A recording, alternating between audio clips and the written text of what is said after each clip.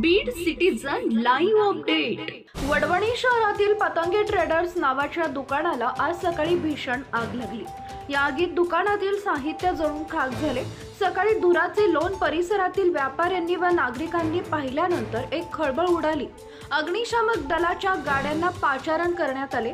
यावेळी वडवणी व माजलगाव येथील अग्निशामक दलाच्या पथकाने अथक प्रयत्न करून आग आटोक्यात आणली।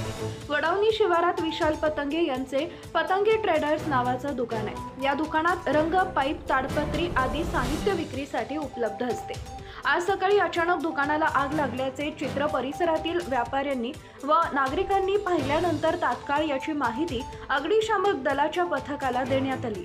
मात्र अग्निशामक दलाचे पथक हे आग लागल्यानंतर तब्बल तासाभराने पोहोचले। अग्निशामक दलाच्या गाडीमध्ये डिझेल नसल्याने गाडीला येण्यास उशीर झाला असल्याची चर्चा व्यापाऱ्यांमध्ये होती। या आगीत दुकानातील साहित्य जळून खाक झाले असून पतंगे यांचं लाखो रुपयांचं नुकसान झालंय। आग कशामुळे लागली याचं कारण अस्पष्ट असून या आगीची चौकशी करण्यात येत आहे। सिटीजन लाईव्ह अपडेटसाठी शेख तालिब, बीड।